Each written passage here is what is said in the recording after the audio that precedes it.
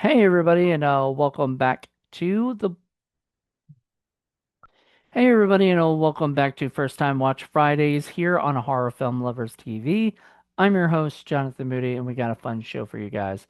We are going to be talking about the movie Drop, which just came out this year and is out on Peacock if you want to watch it, on streaming. And if you haven't seen it, please, by the love of God, watch it because I'm about to spoil the hell out of it. So if you haven't seen it, um, be warned because I'm going to be talking about spoilers. There's no way I could not talk about this movie without spoilers. So to begin with, I wanted to make mention it is co-written by Gillian Jacobs and Chris Roach, who are the guys who the I think they're a couple who just did the movie. They had done Fantasy Island and they did Truth or Dare for Blumhouse. This was a little bit different of a movie, and actually very happy it was. It wasn't directed by the same guy who did Truth or Dare. That was the director Jeff Wadlow, who also directed Cry Wolf, and he's done a bunch of other stuff. But this is directed by Chris Landon, who we've talked about him many times on Mainstream Monday on Horror Film Lovers because he was we've done a bunch of his movies. And so we have not done this movie, and I don't know, we may one day. John may come for Mainstream Monday, but I want to do this on my own right now because who knows when we'll do that one, if we'll even get to that one on Mainstream Monday. Um, but I want to say that I really enjoyed this film. Um, I had a feeling I would, but I wasn't sure how this was gonna go. I saw the trailer, and the trailer looked really cool. And then when I watched the movie, I was like, okay, so how is this gonna be like, an hour and a half to whatever, however long it is. How long is it? Like an hour. It was an hour and 35 minutes. Like, how is this going to be an hour and 35 minutes? It's one of those films where it's mainly set in one location. There's a couple other ones, a couple other locations, like there's the other house and the cars and stuff like that. But really, the main location is this really expensive restaurant. Like you could tell this is like creme de la creme, like very fancy schmancy restaurant. They have this really fancy bar. Everything's like, I don't know, electronic and technological and stuff, which is where where I guess a lot of restaurants and stuff are going anyway. And it's really high up. It's like and you can, I think it was filmed, I want to say like far away, like what was it filmed in? It said something like crazy. Ireland. It was filmed in Ireland, which is like, I don't know why they did that. Why they filmed it all the way out there, but maybe because they found this place. Maybe this movie was written around this place is my thought. And the whole idea is like, this girl is getting these drops or whatever, like these, uh, pictures and memes sent to her, and they're basically telling her what to do and stuff. And it's basically saying if you don't, and then check your, these messages saying check your cameras at your house, your kids under. And the fact is that there's some backstory between her and her husband. I don't want to get into the whole thing. But her whole, and so she was kind of chosen as this person to kind of stop her date, from stuff that's going on. It's funny I say spoilers, but I don't want to too spoiler it.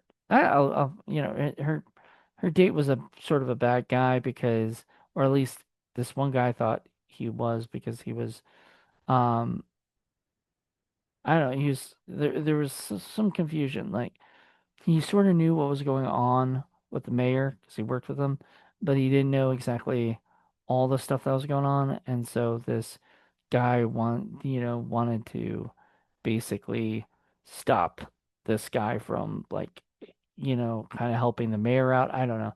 There's some crazy stuff, and they end up eh, things start going a little crazy on it. I really enjoyed it. I thought that Blumhouse did a great job finally like making something that I could definitely watch over and over and over again.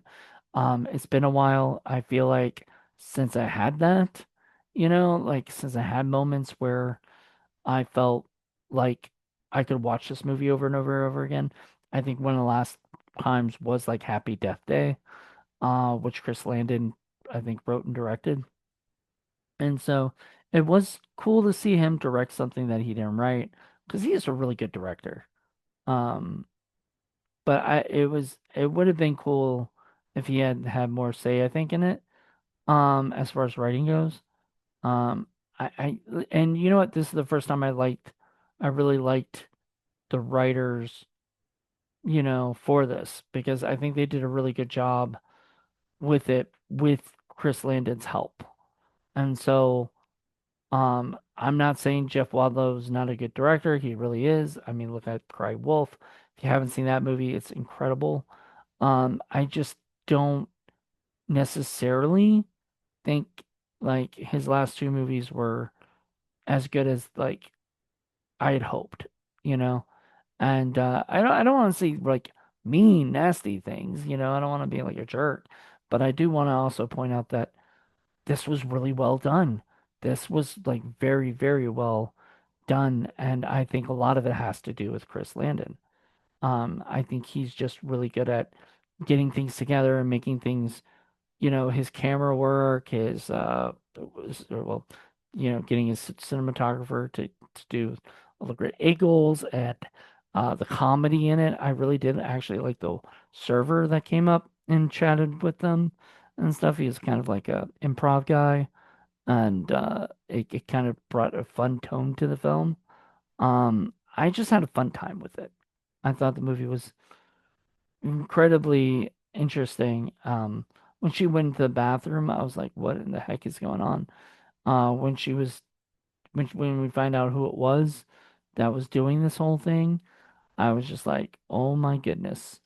Um, I didn't necessarily. I should have seen it coming. I should have seen who it was, but I just didn't put two and two together because I was like, because they framed it in a way where you thought, it wasn't the dude.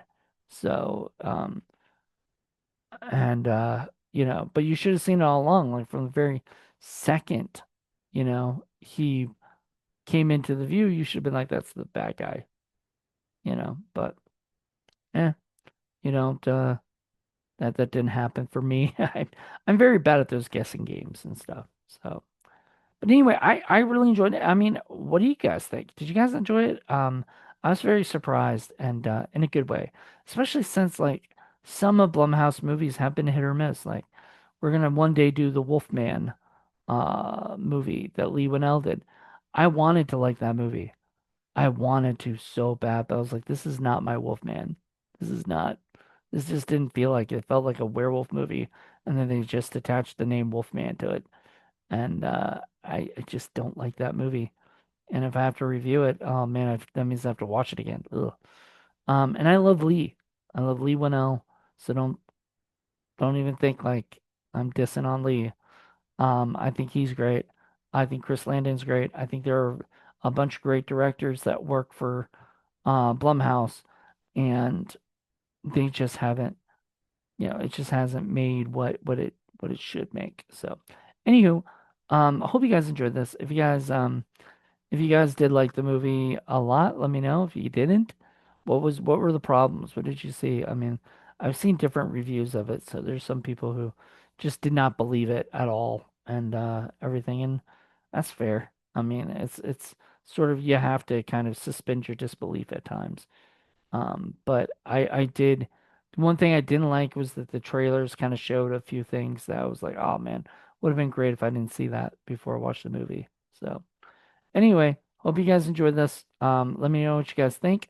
I'm gonna be in LA, Los Angeles, starting next week, and so I don't know if there'll be much content coming out. I know I'll be doing an update video pretty soon, but aside from that, I don't know what else I'm gonna be doing. So just bear with me.